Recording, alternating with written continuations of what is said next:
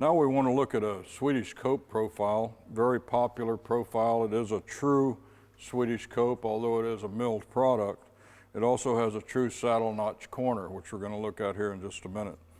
As with all the log profiles, it's very important to get started correctly.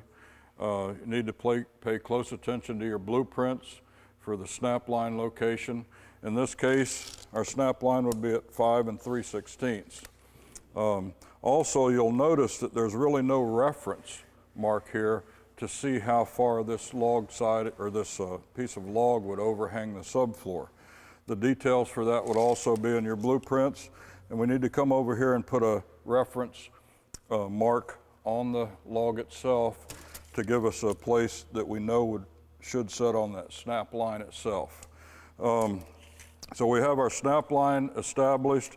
We have our reference mark put on our log. This particular log style does not have any log-sided skirt board that goes around our perimeter box on our subfloor, okay? What we do is we actually run flashing around that perimeter box, and it will be recessed up into the first course of log siding. To allow that to happen, what we want to do is we want to set our first piece of log onto the subfloor on the snap line with our reference point where it needs to be, and then we want to go in underneath the log itself and trace the subfloor onto the bottom of the log. We flip that over, and you can see here that Kevin has a nice clear mark on the bottom of the log, okay?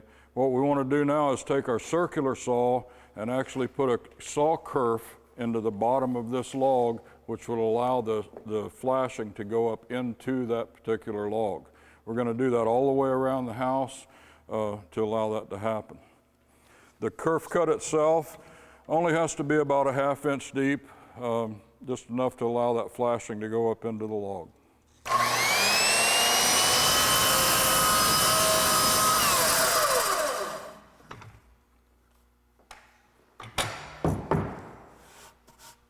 Once that saw kerf is done, it's a good idea to set it back on the subfloor, check it. You'll also notice quickly here that when Kevin cut this, he did a slight overcut here at the corner. That's to allow the depth of the cut to be consistent so the flashing will go into that area. Don't worry about the little bit of overcut, it should be there. One of the most critical things in laying these logs, you'll notice we're starting out here with a half course. One of the most critical things is the relationship between this full course that's coming up and the half course itself. The dimensions related to that will be on your blueprints. So when you're starting to lay your logs, it's a good idea to look at your subfloor. If you have any high spots anywhere, grind those down so this first half course sits nice and flat. If you can envision this, if there was anything holding this course up at all, that discrepancy is going to follow you right on up through that log corner and could create some problems. So we want to avoid that at all costs. Your first log course would be installed again as the other log profiles are, with a couple of beads of caulk underneath it. Nice and flat, very critical. Make sure that your dimension here, the reference point that we established, is in the right place, and that the inside surface of the half log is right on that snap line. Very, very important. It's not a bad idea to dry fit the first course. There's also, like I said, there's going to be a kerf cut done all the way around the structure, even on the full courses, to allow that flashing to fit up in there. When we put our full course down, due to the round profile, we want to make sure that the furthermost inside portion of this log is on our snap line.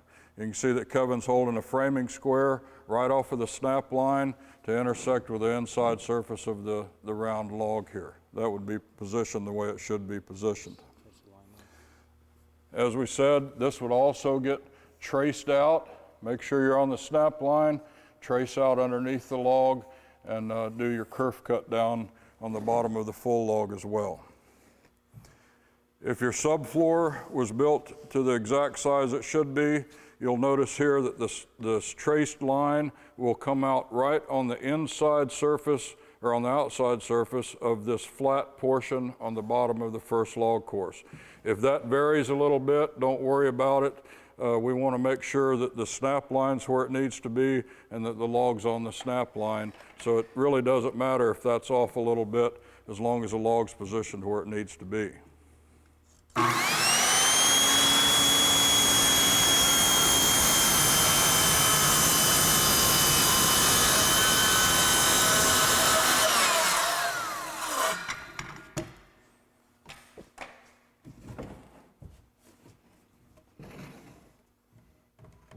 Again, it's not a bad idea to trial fit these logs.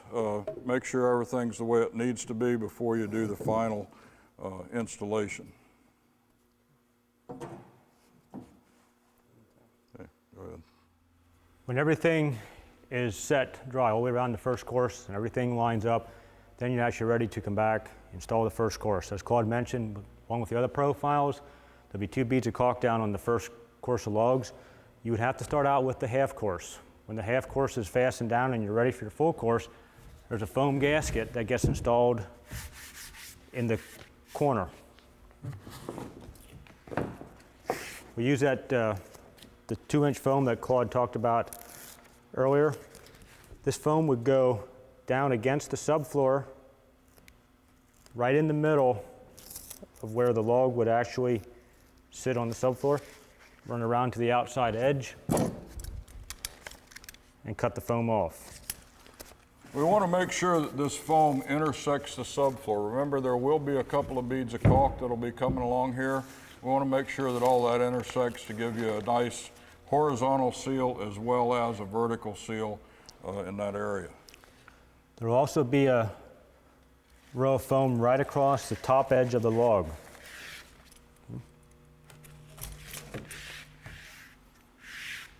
Now, there's nothing wrong with placing a small bead of caulk right where the 2 pieces of foam join so you get a good positive seal.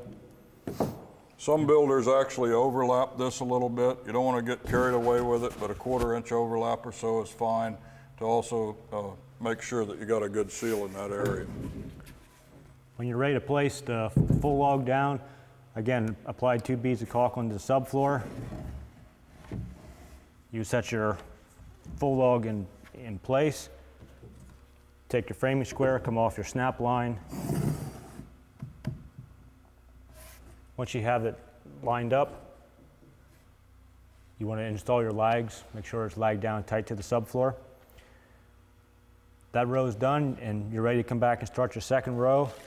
The foam would get repeated, same as we just did. Make sure the foam touches the foam that has already been laid. Go across the top. Cut it off at the bottom on the other side.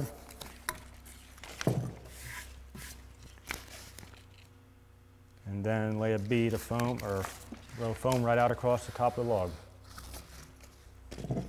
There is a reference actually that is milled into these logs to tell you where this foam would go. You will find a slight mark that's left from the milling process on each side of the center line of the log. You want to make sure that your foam goes down the center of that area.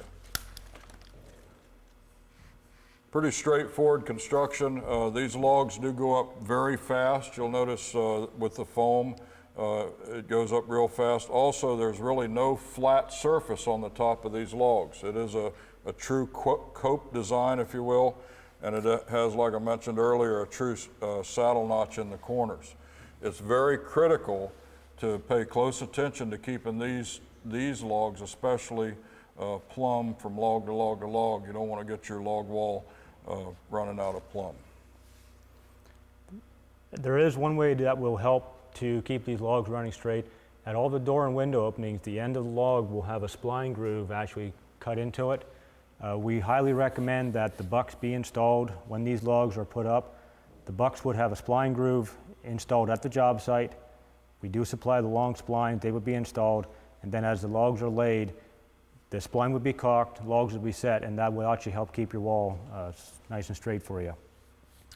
Couple other comments. The actual diameter of the saddle notch here is actually larger than the diameter of the log itself, okay? This log style does get caulked on the outside surface. To caulk anything properly, we need a gap to caulk into. Caulk cannot perform the way it's designed to perform if you're just caulking two flat surfaces together. That's the reason this cutout here is a little larger than the log below it. Many times it might seem a little strange to people when they put the two logs together, they will see a gap in this area. It's designed in there, it's supposed to be there. In fact, by observing that gap as you lay each log course up, if you see it really tight on one side and looser on the other, it may be an indication that your corner or your log wall is starting to get a little bit out of plumb, so just pay close attention to that. But there will be a gap in that area. Another thing to be aware of, you'll notice that this half log is designed to extend out past the corner of the subfloor. It doesn't have to be there, okay? Some people don't like the appearance of this. There'd really be nothing wrong with cutting that half log off at this point if that looks better for you.